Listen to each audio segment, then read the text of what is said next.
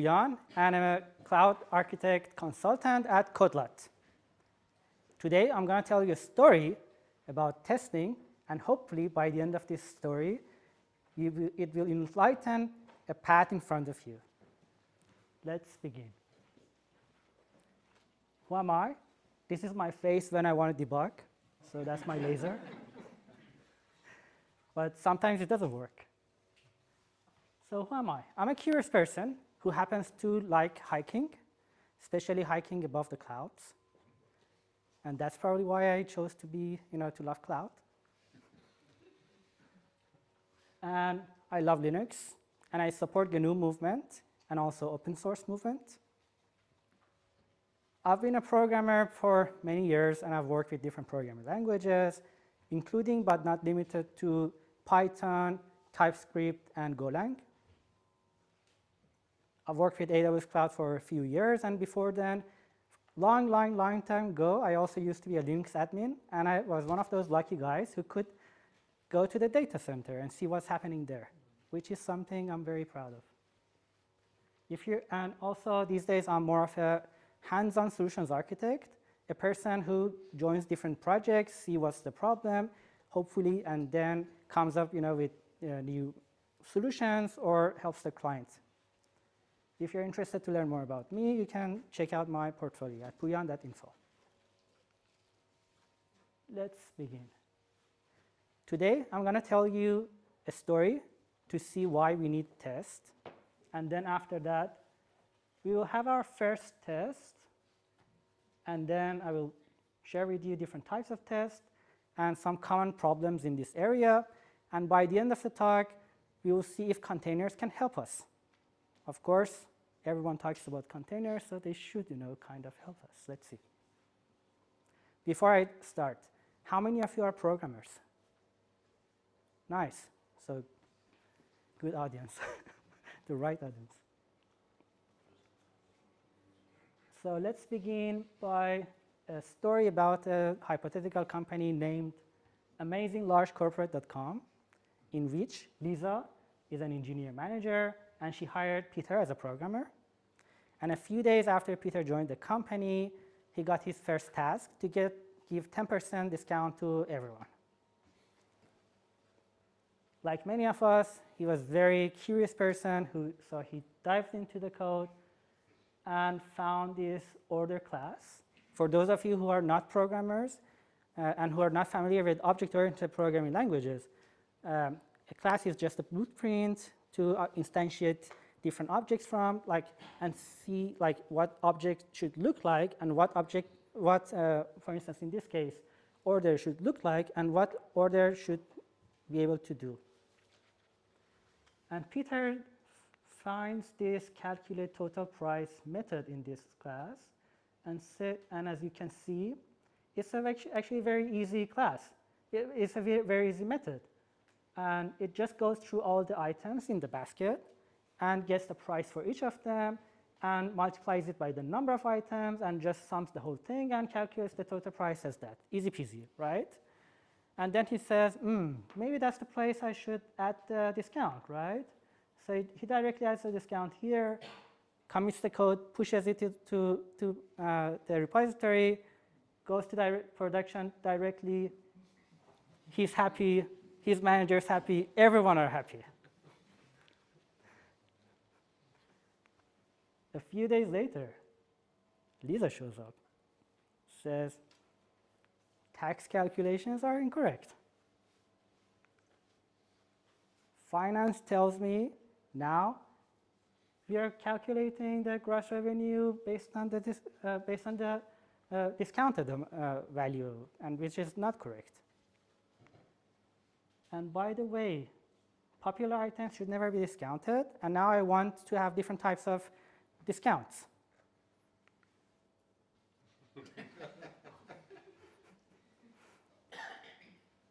But Peter is a strong person, so he looks back to the code, finds this item class. Of course, naming is very difficult, so we always have all these generic names, item class. And then he finds this getter method for price, and he thinks out loud and says, maybe this is the place I should do something here, or I don't know, maybe I should add like a global config or something. I remember from university time, we had like these design patterns to give, to have like, is there anything I can, choose from these design patterns to have like different discounts? And then he says maybe strategy pattern can help, but who knows? He looks further into the code, finds this invoice class, and as you can see, he finds this method to calculate tax. And our familiar method here, the get total price of order in here, which is the one that he himself actually changed. And that's probably why the tax calculations are not correct, because it's calculated based on the discounted amount now, which is not correct. It should be discounted based on the original amount. But then he looks further, finds this analytics class. Nice, the whole analytics system is just a class. And then he finds record order method there, which is actually nice. And in there, as you can see, we calculate the difference in the revenue based on the exact same method, which is the discounted amount. So he thinks out loud again, and he says, maybe I should revert the previous one back, and I should probably like create another method. But still, how can I give different discounts? He starts coding, again, pushing to production, finding another error, again, fixing it, finding another error, fixing it, pushing to production.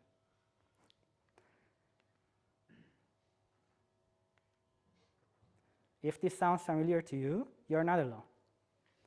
In fact, if you have even checked your LinkedIn once around 20th of July this year, you have probably seen everyone talk about this blue screen of death that was caused by just a few lines of code in an update that CrowdStrike actually pushed into their customers globally.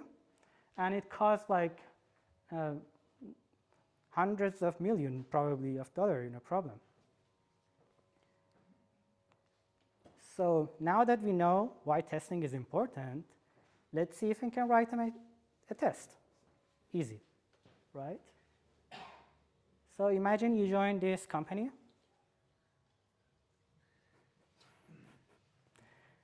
And you're supposed to create an arcade game, a Rambo Cats.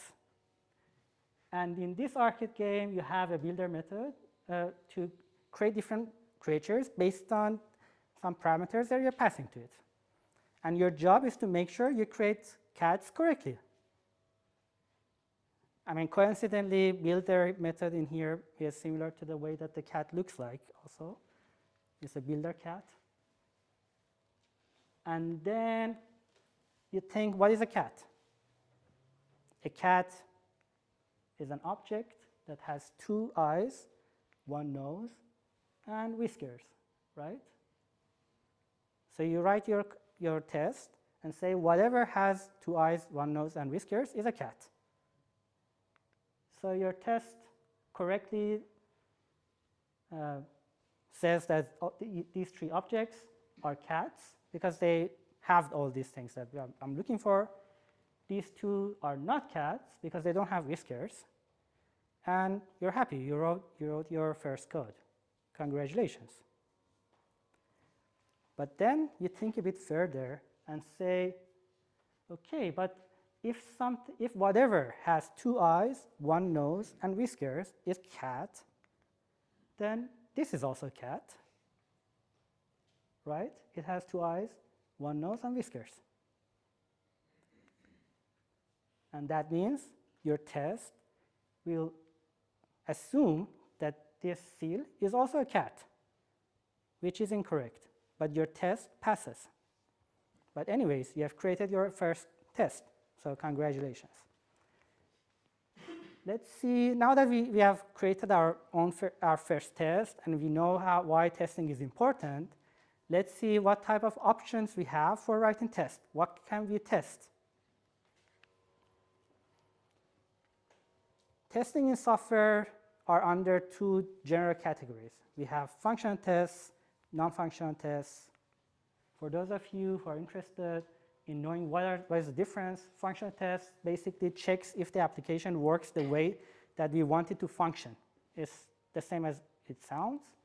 And this is probably like one of the main thing that you got, everyone names it as testing.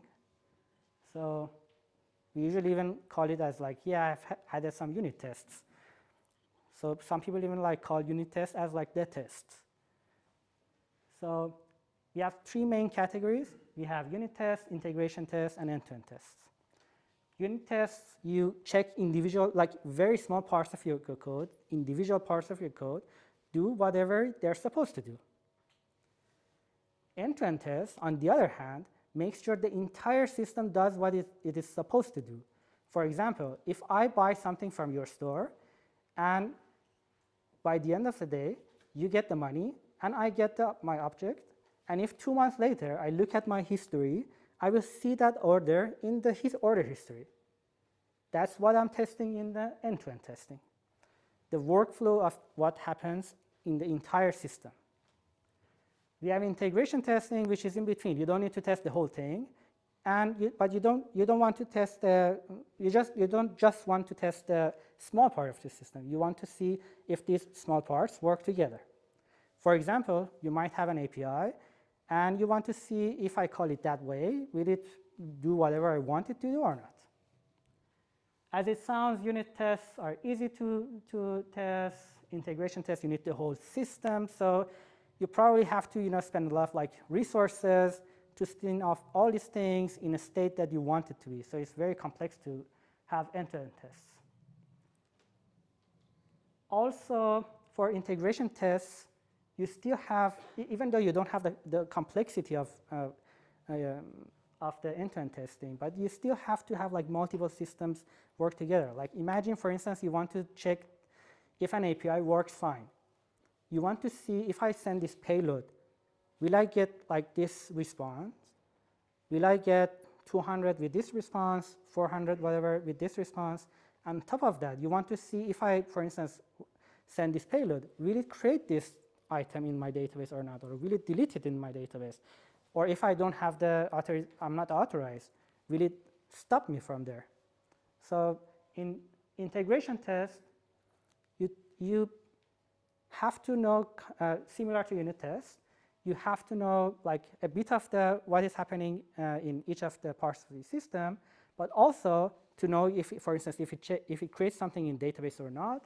But also you test if the API works, for instance, from the outside world. So you have both black box testing and white box testing.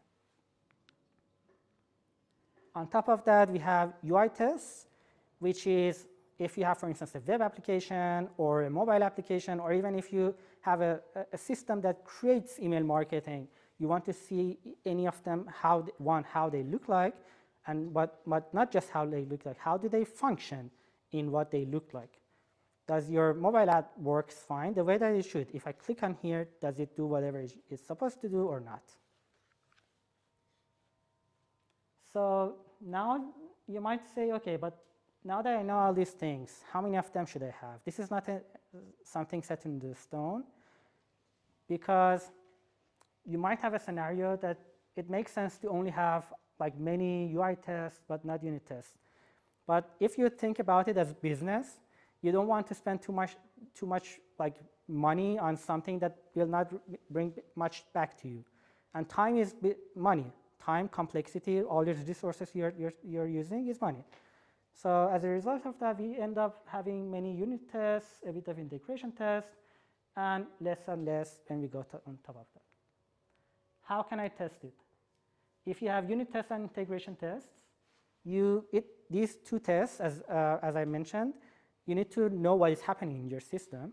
So they're kind of very much dependent on your programming language. So you use toolings that are dependent on programming language here you have. For UI tests and end-to-end tests, you don't care about the programming language. All you care is what is happening if I have this workflow. So you usually have these task automation tools, like for instance, Selenium and Playwright and stuff like that to see if I, for instance, automate the fact that impersonate to be this user and go there, will this thing happen or not? You also have this manual ways, as mentioned in the previous talk, that you can either, if you're a CLI like guru, you can just use wget to check everything, or if you like a nice UI, most people use Postman, and you have other options as well. You can also kind of like automate them as well, which is something that many companies still do, but it's like a kind of automate. It's not like the automate way to have it. Good news, even though we're talking about software, if you have infrastructure as code, and more importantly, if you have infrastructure as software, like for instance, CDK or Pulumi, which are the next generation of infrastructure as code, in which you can use your programming languages, you can treat them as your software. You can have unit tests, you can test the logic you're adding works the way that it should work. But this only checks the outcome of, this doesn't check your infrastructure.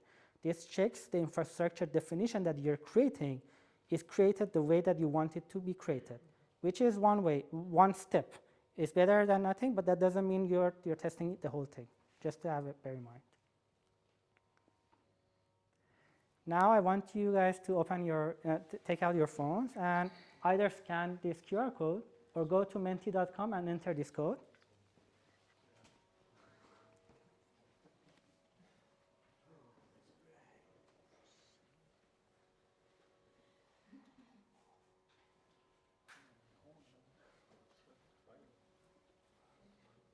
So I want you to, those of you who haven't still scanned, you still can scan this QR code. And the code is also there. If you can't scan this one, you can also scan that one. And just make sure this is a multi-choice question, so you have to press the submit on the bottom of it. And the question is, what types of testing currently you're having in your projects? Unit test, integration test, end-to-end testing and UI tests, like either of them or both of them. You manually test, or you don't test at all. Some people are lucky, without testing, everything works fine. Well, if you don't have any testing, you can't have any bugs, right? Of course. Of course.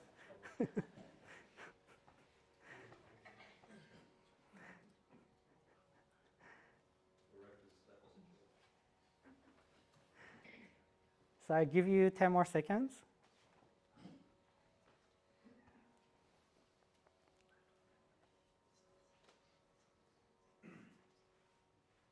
Nice. It's actually very interesting that we have almost the same number for unit tests and integration tests, and almost the same for manual, which is actually very interesting. So back to the slides.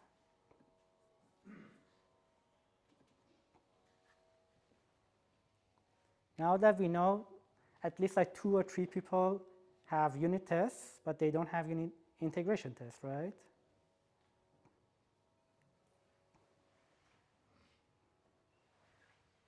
Next time you write unit test and you say we don't need integration test, remember this.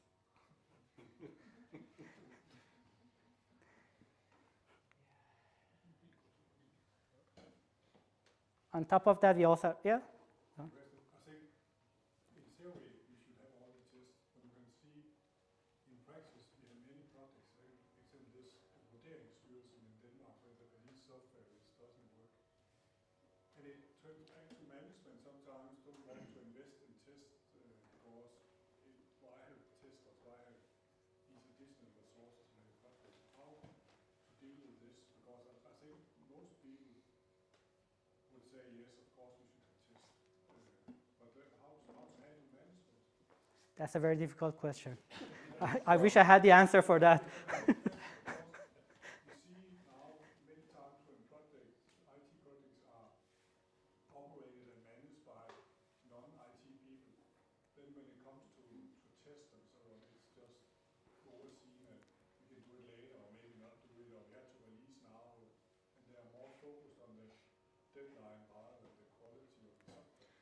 unfortunately, it is usually been seen that testing and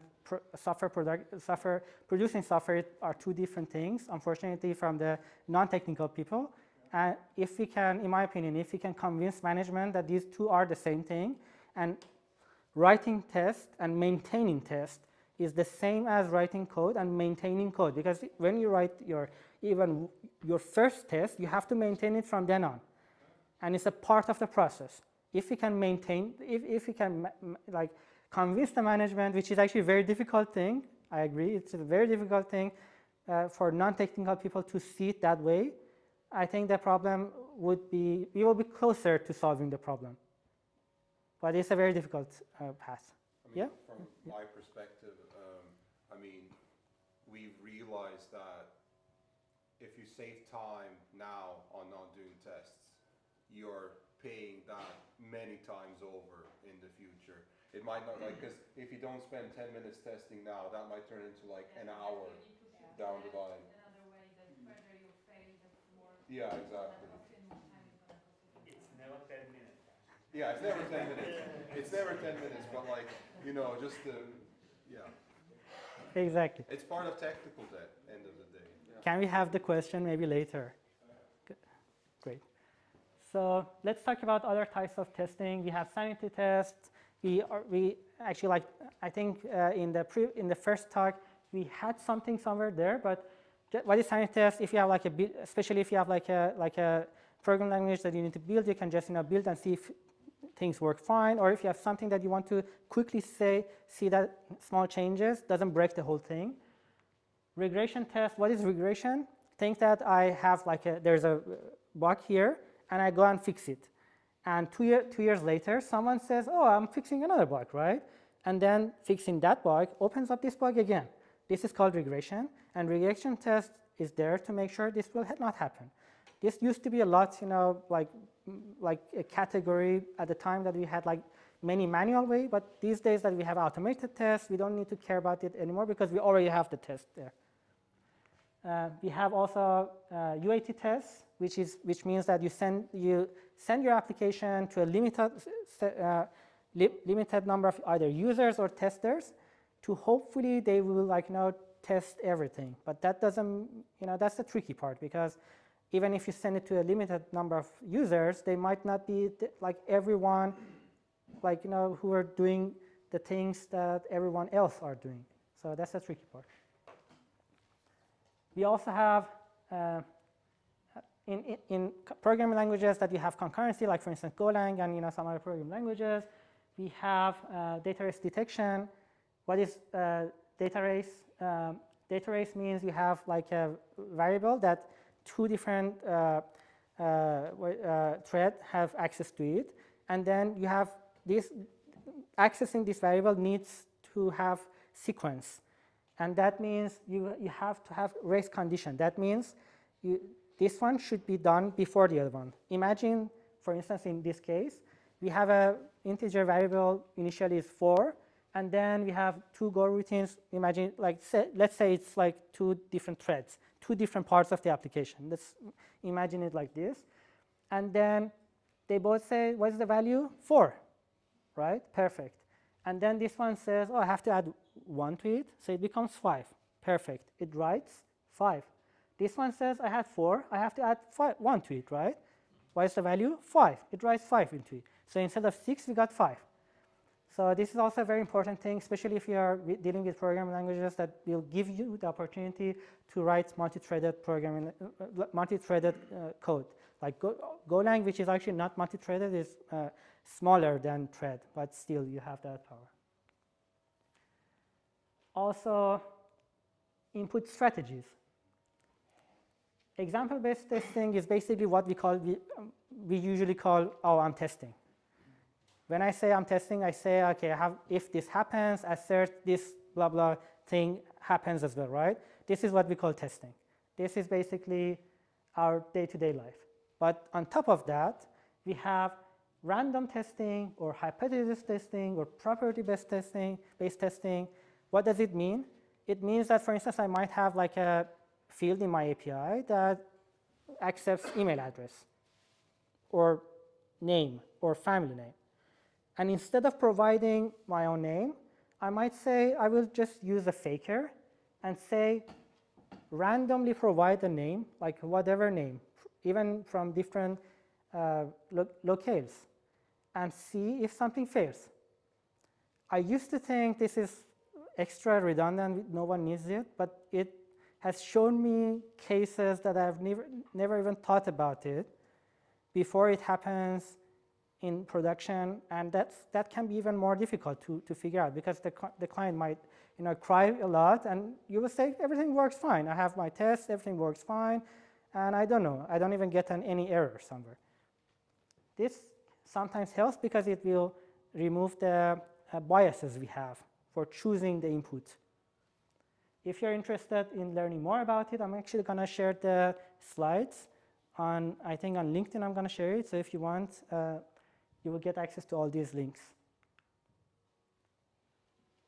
Second category, non-functional testing.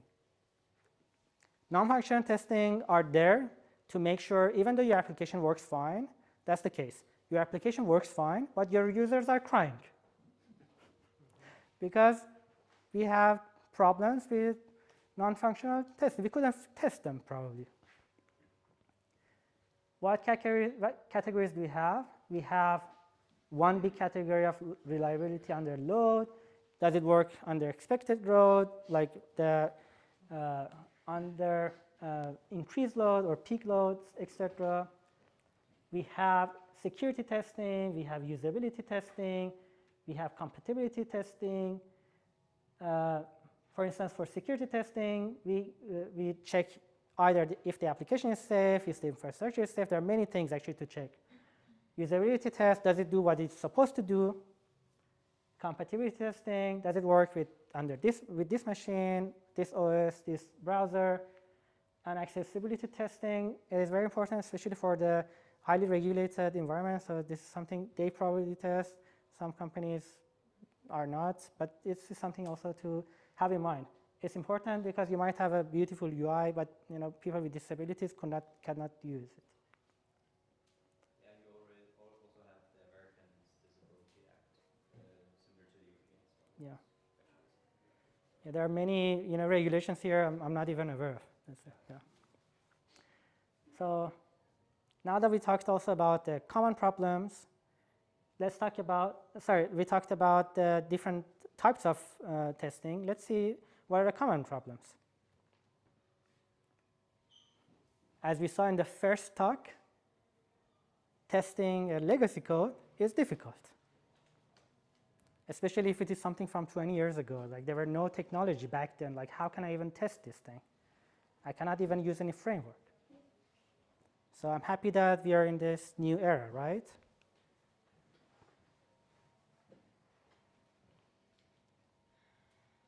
But testing modern software architecture is also hard. Why? Even though we have all these toolings, even though we have everything around us, but the problem is that with this distributed software architecture, now instead of just testing this part of the system, I have to make sure if something goes wrong with, what if something goes wrong with my message bus? What if my message bus or even my message queue sends this message like 5 times to me? Can my application handle it idempotency? What if it sends it in different order? What if it says, for instance, I have like one request to block whatever, and then the other one says, give me $1 million. Will this give the $1 million first and then block, or what? So these are the things that it's difficult to test in these new modern architecture as well. Or also we have like these problems with eventual consistency in the database as well. You probably, most of you have worked with, many of you have worked with DynamoDB or like these things. For instance, it might write into even four of the nodes, and you say, yeah, it's there. But then you read it, and it's not there. So how can your application deal with it? Can you test it? Can you not test it? Also, rapid changes in requirements, which is actually very much related to task maintenance overhead. Back to your question, when we write tests, we have to maintain it. And that means every time the logic changes, I have, as a software developer, I have to go to my test, see what was the logic, what was it supposed to do, is it the same or has it changed? Because if this has changed, this is the first thing I have to change. And then I will go back to my code and I will fix it there. Imagine that this happens 10 times a day or 10 times a month. Then I, as a software developer, have to maintain not just my code base, but also all these unit tests that are related to this, but also if I have integration tests related to this.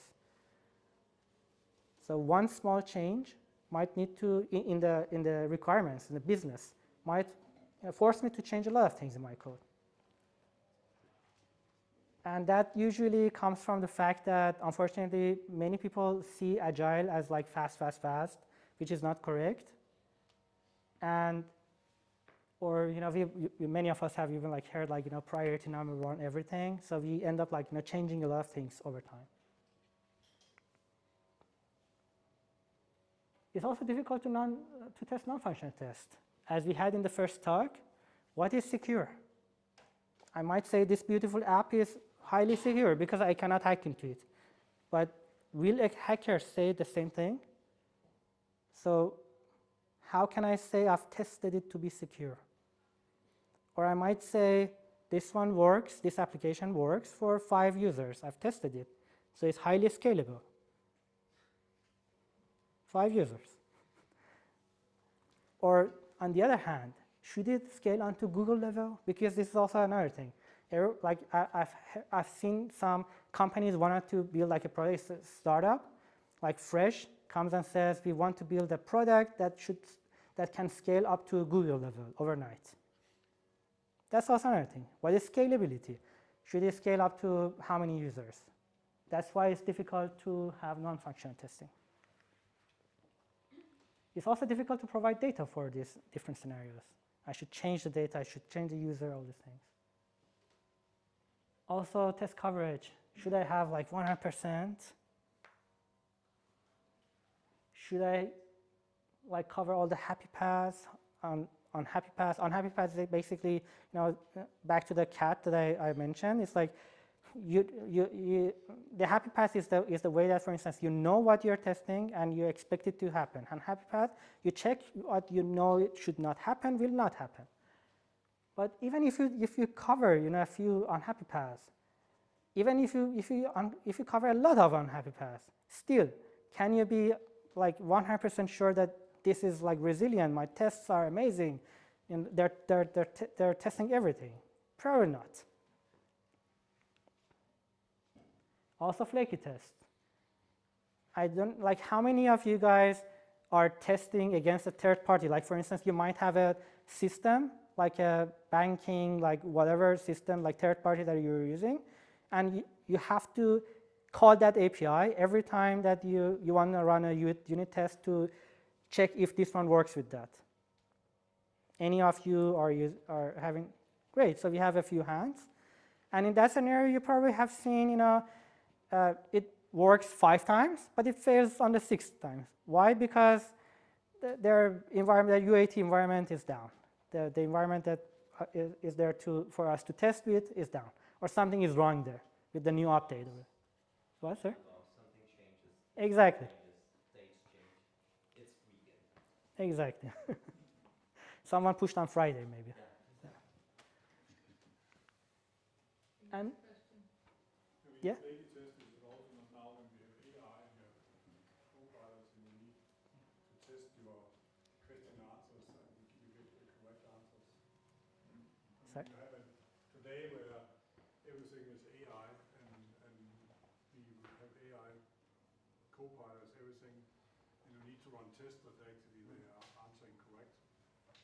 And this will also be flaky. That's actually like a you're talking about the testing, like these generative AI, you know, right? Website where you can prompt something and get an answer. You will also have to test that you get the correct answers on the correct question. On certain questions, you need to see that you get something which is meaningful back. Exactly. I actually try to avoid the testing models, because that's actually a new era, and that's actually something I'm not I myself I'm not confident with that, because it's not just testing a software. You're testing a model that has been trained by some data. This is actually a very new thing. So there are many things happening around it. How can we even test it? And unfortunately, I myself have no opinion about it. And this is actually something very new as well. We also have test environment issues. For example, it works in UAT, it works in dev environment, but it fails in production. Why? Because I was adding this IAM role in my dev environment, manually adding this IAM role in UAT, but I didn't have access in production, so it failed in production.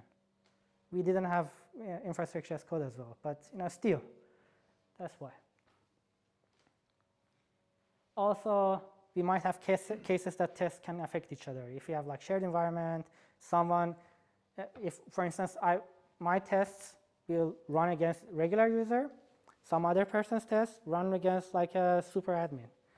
And while I think I'm a regular person, that person changes it to a super admin, that shared user. And I think, okay, my user can do these things that is supposed to do, but it's not my user, it's the super admin that can do these things, which makes my assumptions incorrect. Also, it used to be more common. These days is a bit less common. It used to be very common that everyone was yes, let's have unit test, unit test, unit test, unit test, but who cares about other types of tests? Or we don't have time, we don't have resources. It takes time, it takes 2 hours to run all these integration tests, so we don't want that. Also, some of you guys might have seen cases where we had a test failing in an environment that we had to skip because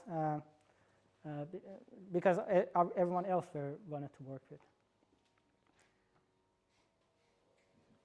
Exactly. You predicted the future. Back to the first step, right? Let's see if containers can help us now. Imagine you join a company, you're owning this My Service, and with this database, and then you have some downstreams, service B, message broker, a few AWS resources, object storage, whatever. And then you need all these resources for your local environment and for testing. What are challenges? Before running this test, you have to run an environment. You have to make your environment have pre-configure in a desired state that specifically for this test. What kind of user does it need? What kind of order what should it be? And then we should avoid the non-deterministic tests like these shared environments. We should avoid data corruption and configuration drift. And one common way that we already have is that we have shared environments like UAT environment. Everyone just runs all these tests there, and then we still have this problem of potentially having non-deterministic tests because someone can affect other person's test. A better alternative, you can run your test in the Docker containers. Should I have shared Docker containers? Probably not, because then you will have the same kind of problem as you had in shared UAT environment. And to have reliable and repeatable tests, maybe there might be a better option. Let's see if we have another option. This option, preferably what we want it to be, is that before running each test, this is our desired state for test, is that whenever I want to run a test, it should start all the downstream services for me. It should configure them for me. It should initialize data, and it should make it everything for me, for my test to run. And that specific test, it should run the test and then clean up everything. Why? Because this way it will be, I will have everything on demand in an isolated environment, and I will have consistent environment experience both in local and CI, and like everywhere, local, CI, someone else's machine, anywhere. And then also, I should be able to run all these things all together. So if they all run on the same port, like for instance, if it is MySQL, these ports, how can I run them like 50 at the same time? So I should probably need some sort of like advanced network functionalities there to make my tests be able to run in parallel. And it should also be able to automatically clean up. Otherwise, I will end up having a lot of containers on my machine or in my, I mean, CI, you will probably destroy it. But on your machine, you probably don't want to have like 50 containers staying there after running each integration test. As far as I'm aware, we have two options. We have Docker test and test containers. Docker test is Golang specific, and test container is a new one. Let's go back to our previous story. This company started as a monolith solution with Java, because Java has amazing ecosystem. It's a mature object-oriented programming language. But then with the hype of microservices, they said we want microservices still with Java because we are a Java company. But builds were slow, and they still had complexity both in each of their services and in the distribution. So they said, OK, let's try Golang. And Peter put on his Go hat, and then made a few services and said, OK, I want to test these things and see if they work together. As you can see in the setup, he was adding like different random ports, and he was initializing the containers with all the settings it wants, with the, for instance, what is it called? What image it should be, and what environment variables I should pass to configure it. The way that you also mentioned, some of them are pre-built the way that it works this way, but that doesn't mean if you pass, a random environment variable to a random image, it works. That's also a good thing to have in mind. And then he started to write a few tests. He wrote in a table-driven format. For instance, in this case, he wanted to test if it can delete something under different situations. Regular user, non-regular user, as a creator, as a whatever. And then he ended up having this beautiful, large CI/CD pipeline instead of the simple one that we had. But just bear in mind, avoid having everything pipeline. Again, I will share the slides later. You can click on here and go to the link. This one tests everything, but is it perfect? Probably not. In that article, I will explain there. Just to compare, Docker test is Golang specific. Test container is, as you see, is very similar to the other one. It's very simple, but it covers many other different programming languages as well. About our company, we are Codelot. We are a cloud and data boutique consultancy. We are launched in 2020 in Copenhagen, and so far we have delivered more than 3 platforms, processing petabytes of data. We are an AWS partner, and our customers are mainly enterprise clients within Nordic and DACH, Switzerland, that area. And we are specialized in solving cloud and data problems. We are flexible and transparent, and I'm not going to read the rest of it. And bonus point, if you have still your Menti open, I have 1 minute left. So I'm going to share this. Then you can, I think you can see the link now, right?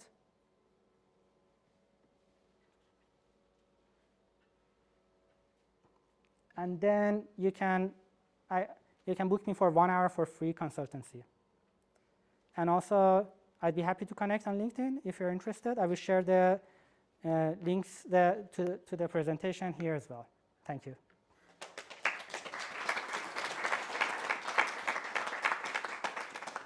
I have 2 seconds for the questions and answers, unfortunately. We ran out of time. Can I answer one question or? So maybe, yeah.